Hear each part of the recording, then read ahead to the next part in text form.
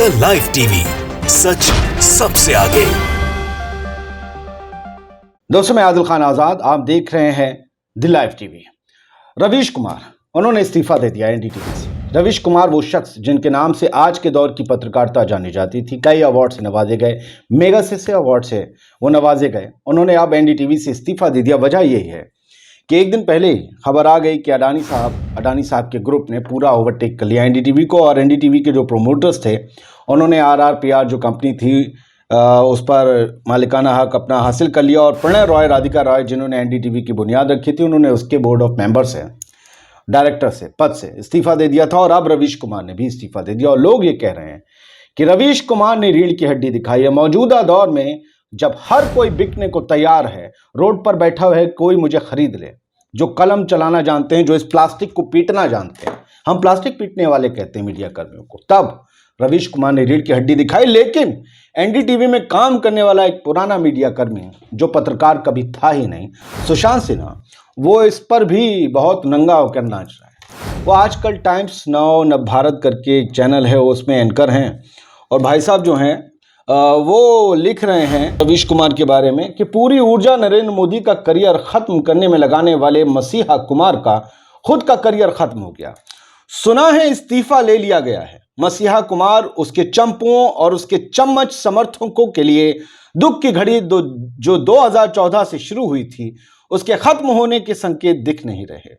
ईश्वर उनकी शक्ति दे। यानी ये कह रहे हैं कि 2014 से जब से प्रधानमंत्री बने हैं नरेंद्र मोदी, तब से रवीश कुमार और उनके चाहने वाले जैसे सच्चे लोग जो हैं, रवीश कुमार जैसे सच्चे पत्रकार जो मूल मुद्दे उठाते हैं, उनके लिए दुख की घड़ी चल रही है। कितना साफ कबूलनामा है कि मूल मुद्दे, आम आदमी के मुद्दे अगर उठाने वाला लोग इस दौर में हैं तो वो मुश्किलों में हैं, और ये इससे खुश हो रहे हैं। वो कह रहे हैं ये घड़ी खत्म भी होने वाली नहीं है, यानी मोदी जी का राज आगे भी चलता रहेगा। सुशांत सिन्हा नाम के इस मीडिया कर्मी को, जिसे मैं पत्रकार नहीं मानता, आप इन्हें भक्तों के जीजा के तौर पर देख सकते हैं आज, और इन्हें जवाब दिया है श्याम मीरा सिंह ने। लेकिन उससे पहले मैं आपको दिखा दूं कि किस तरीके से इस आदमी के बक्कल उतार दिए गए हैं। एक पुराना ट्वीट मिल गया मुझे भी, और लोगों ने भी इसे शेयर किया। सुशांत सिन्हा तब लिखते थे, प्राइम टाइम में रवीश एनडीटीवी को देखिए। ये पहले एनडीटीवी में ही इनका था, आपको पता है, सुशांत सिन्हा, हाँ, तब ये वहां काम करते थे। और 2015 का ट्वीट है, रवीश प्राइम टाइम में रवीश एनडीटीवी को देखिए, और खाली टाइम में रवीश एनडीटीवी को पढ़िए, स्माइल इमोजी के साथ। बधाई रवीश जी, हर मेज पर आपका हिस्सा हो। तब रवीश की किताब आई थी, इश्क में शहर होना, उस किताब का ये प्रमोशन कर रहे थे, और उस किताब को पढ़ के इतने अभिभूत थे, इतने खुश थे रवीश कुमार साहब से, कि तब ये कह रहे थे अगर आपके पास टाइम हो खाली तो रवीश कुमार को ही एनडीटीवी पर देखिए प्राइम टाइम में, और खाली टाइम में आप रवीश कुमार को पढ़िए। ठीक है, मतलब ये इनके लिए रवीश कुमार ही पढ़ने और सुनने का स्रोत थे उस वक्त, और लोगों से भी ये कह रहे थे कि सिर्फ आप सुनने और पढ़ने के लिए रवीश कुमार को ही देखिए। बधाई रवीश जी को ये बधाई देते थे। तब एनडीटीवी में ये चिरकुट पत्रकार थे, मतलब मीडिया कर्मी थे, न्यूज़ पढ़ा करते थे, डिबेट शो इनके नाम नहीं था। तो अब ये ट्वीट भाई साहब का है कब का, आपको पता है? 23 जनवरी 2015 का है, सुबह 10:37 का। और अब जरा देखिए भैया का इन्होंने जो लिखा है आज के ट्वीट में, ये दो, अब देखिए जरा भाषा को समझिए, और मैं इन्हें उसी डेट में पकड़ लूंगा। मसीहा कुमार उसके चंपुओं और उसके चम्मच समर्थकों के लिए दुख की घड़ी 2014 से शुरू हो गई थी। तो सुशांत सिन्हा, तुम रवीश कुमार के उस वक्त चम्मच भी थे और चंपू भी थे, क्योंकि जो घड़ी 2014 से शुरू हुई थी, उसके बाद 2015 में जनवरी में तुम वो ट्वीट कर रहे थे कि रवीश को सुनिए खाली वक्त में, रवीश को पढ़िए। यानी तुम भी तब रवीश कुमार के चंपू थे और चम्मच थे, और आज तुमने अपना डोंगा बदल लिया है, आज तुम किसी और के चम्मच हो, उसी में कड़कड़ा रहे हो। समझ गए? 2014 से दुख की घड़ी शुरू हुई थी, तो 2015 में तुम एनडीटीवी में क्या कर रहे थे? 2014 मई में नई सरकार बनी थी, जो दुख की घड़ी, तुम दुख कैसे झेल रहे थे एनडीटीवी में? और 2015 के बाद भी रहे, खूब खबरें पढ़ते थे मुस्कुरा मुस्कुरा के, अच्छी सैलरी पा रहे थे। फिर एक दिन तुम्हारी नौकरी गई या नौकरी छोड़ दी, फिर तुम देशभक्त बन गए, इंडिया टीवी पहुंच गए, फिर तुम और देशभक्त पहुंच गए बने, जब वहां से ठोकर मार के निकाल दिए गए, कुछ दिन घर पे रहे, फिर उसके बाद तुम टाइम्स नाउ नव भारत आ गए। अब तो भयंकर देशभक्त हो, हर वक्त हिंदू मुसलमान कर रहे हो, हर वक्त हिंदू मुसलमान। लाशों के टुकड़े भी गिन रहे हो, ये रवीश ने कभी नहीं किया। रवीश जैसा आदमी कर ही नहीं सकता था। जनसत्ता ने लिखा, एनडीटीवी से रवीश कुमार का इस्तीफा, एक दिन पहले ही बोर्ड से हटे थे प्रणय राधिका रॉय। मैं सुशांत को बार बार खींचूंगा। मोहम्मद अनस ने इनके पुराने ट्वीट को शेयर करते हुए लिखा कि देखिए इस जलनखोर को, इसको कहा गया है कि रवीश को गरियाते हुए ट्वीट करते रहो हर हफ्ते, वरना लतियाकर चैनल से ही नहीं इंडस्ट्री से बाहर पिकवा देंगे। मालिकान ने कहा, मतलब ये अनस का अंदाजा है। वो लिखते हैं कि रवीश के पक्ष में यदि सुशांत पहले जैसे ट्वीट कर दे तो सरकार बहादुर से थपड़िया कर लात मार कर निकाल दे चैनल से। इसके बाद पुनीत कुमार सिंह साहब लिखते हैं, पत्रकार, कि उसने कम से कम पत्रकारिता को ही मालिक माना, तूने तो मालिक बदलते ही धर्म बदल लिया। खुद देख ले पुराना ट्वीट अपना। लोग इन्हें, इनका आईना है ये। आप जो आज लिख रहे हैं वो कल आपके लिए आईना होगा। जो आज आप भक्ति में लगे हुए हैं, आपने अपने प्रोफेशन को बेच दिया है, लोग कह रहे हैं, वो कल आपके सामने आएगा अगर आप सच बोलने की एक बार भी कोशिश करेंगे सत्ता बदलते ही।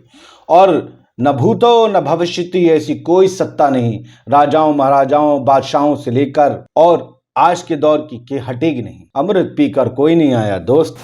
श्याम मीरा सिंह लिखते हैं सुशांत सिन्हा को जवाब देते हुए कि हर फिल्म में ऐसे लगता है कि अमरीश पुरी जीतेगा। अमरीश पुरी मतलब विलन जीतेगा। अमरीश पुरी साहब तो बहुत शानदार आदमी थे। पूरी फिल्म में उसके चमचे आतंक मचाते नजर आते हैं, लेकिन लास्ट में जीत हीरो की ही होती है। मिस्टर सुशांत बी सिन्हा, इतिहास तुम्हें अमरीश पुरी के एक फूके हुए चमचे की तरह भुला देगा और रवीश को अपने हीरो की तरह याद रखेगा। रवीश हीरो हैं। उन्होंने जो किया, अपनी तनख्वाह छोड़ दी, अपनी नौकरी, अपना रुतबा छोड़ दिया, लेकिन झुकना कबूल नहीं किया किसी लाला के सामने, किसी एजेंडा मेकर के सामने। योगेंद्र यादव, आप सब इनको स्वराज इंडिया के नाम से जानते होंगे, किसानों के हमदर्द हैं, पॉलिटिकल एक्टिविस्ट हैं, लिखते हैं सेठ के पास बहुत पैसा है, बस मैं यानी रवीश कुमार नहीं हूं, यानी सच जिंदा है, सलाम। रवीश ने जो बात स्टेज से कही थी, रवीश ने वो बात चरितार्थ करके दिखा दी। लोगों को, अपनी औलादों को कहना चाहिए कि तुम्हें रवीश कुमार की तरह आदर्शों जैसा आदर्श अपने अंदर आत्मसात करने पड़ेंगे। अपनी जबान का इंसान बनना पड़ेगा, अपने ज़मीर का इंसान बनना पड़ेगा। रवीश को सुन लीजिए। टीवी ने अलाउ कर दिया है अदानी साहब को एनडीटीवी खरीदने तो सेठ के पास बहुत पैसा है, बस मैं नहीं हूं। बोलता हिंदुस्तान का ट्वीट देख लीजिए। आपने सुन लिया रवीश को कि देश का इतिहास रवीश कुमार को याद करेगा कि एक तानाशाह के दौर में आप किस तरह सीना तान कर खड़े थे। आम आदमी पार्टी के एमएलए नरेश बालियान ने ये कहा है, उन्होंने शेयर किया है। इस दौर में कहा जा रहा है जब एक एंकर को, एक पत्रकार को, एंकर नहीं पत्रकार को जब खरीदा नहीं जा सका तो पूरा चैनल खरीद लिया गया ताकि उसे खामोश करवा दिया जाए। मुबारक लिखते हैं उसकी पत्रकारिता 100 साल बाद भी किसी संस्थान में रेफरेंस के तौर पर पढ़ाई जा रही होगी। ये सुशांत को जवाब है।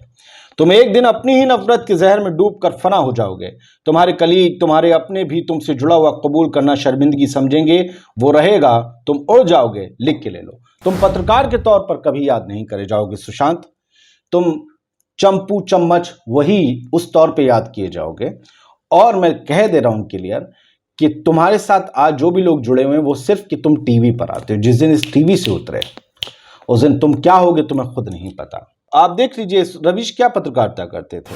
28 मार्च 2018 का ट्वीट पीके मेहता का। अगर आपको देश के हालात जानना है तो रवीश एनडीटीवी का प्राइम टाइम नियमित देख लें। पता चल जाएगा युवा में बेचैनी कितनी ज्यादा है, चाहे वो शिक्षा ले रहे हों, नौकरी तलाश रहे हों। नौकरी मिलने के बाद भी बेचैनी देखनी हो तो बैंक सीरीज देखिए, शिक्षकों का आंदोलन देखिए। हे राम, देश किधर जा रहा है। ये सब लोगों की नौकरी, बेरोजगार, पढ़ाई लिखाई, शिक्षा, छात्र, सब सारे कर्मचारियों की खबर कौन दिखाता था आपको? रवीश, एनडीटीवी। और रवीश का मतलब एनडीटीवी, एनडीटीवी का मतलब रवीश था। अब एनडीटीवी का क्या होगा? अदानी टीवी हो गया है वो, आप अंदाजा लगा सकते हैं। इसीलिए वो प्लेटफॉर्म बिक गया। क्विंट के बाद एनडीटीवी अडानी साहब का हो गया। अडानी साहब मुझे लगता है अच्छा चलाएंगे, लेकिन रवीश उसमें नहीं होंगे। लोगों के पास प्लेटफॉर्म यूट्यूब है उनके पास। सुशांत का जो पुराना ट्वीट था उस पर मोहम्मद जुबैर अल्ट न्यूज़ वाले ने 4 अगस्त 2019 को ही उन्हें हिदायत दी थी कि डिलीट कर दे भाई, जब वो सुशांत रवीश कुमार की तारीफों के पुल बांध रहा था। साहिल रजवी ने भी उन्हें 21 नवंबर 2021 को कहा था, 1 साल पहले, अब तो डिलीट कर दो भाई। लेकिन आज वही ट्वीट सुशांत सिन्हा पर भारी पड़ गया। तनुश्री पांडे लिखती हैं, हर लड़ाई जीतने के लिए नहीं लड़ी जाती, कुछ लड़ाइयाँ इसलिए लड़ी जाती हैं ताकि लोगों को पता रहे कोई था जो मैदान में खड़ा था। क्या आपको रवीश कुमार का ये डायलॉग याद नहीं है? वो लिखते हैं, thank you for everything Ravish sir, keep inspiring, God bless you always. कभी आपने किसी पत्रकार के बारे में इस तरह का प्यार सोशल मीडिया पर सुना पड़ा? रवीश अपने आप में एक इतिहास है, एक दौर है। रवीश उस दौर में जबकि सच बोलने वालों की जुबानों पर पहरा लगाया जा रहा था, रवीश बोल रहे थे, क्योंकि वो मानते हैं कि बोलना तो पड़ेगा, बोलना जरूरी है। लिहाजा आप हम जो कनेक्ट हैं, हम भी एक सच्ची पत्रकारिता बड़े जोखिम लेके कर रहे हैं। हम आपको जोखिम बता नहीं सकते, इसलिए हम कहते हैं कि हम कोई कंट्रीब्यूशन नहीं मांगते, लेकिन कम से कम हमें बताएं कि हम क्या कर रहे हैं। आपको पसंद आ रहा है, नहीं आ रहा, लाइक और शेयर करें, दोस्तों से हमारे बारे में जरूर चर्चा करें। जय हिंद। द लाइव टीवी, सच सबसे आगे।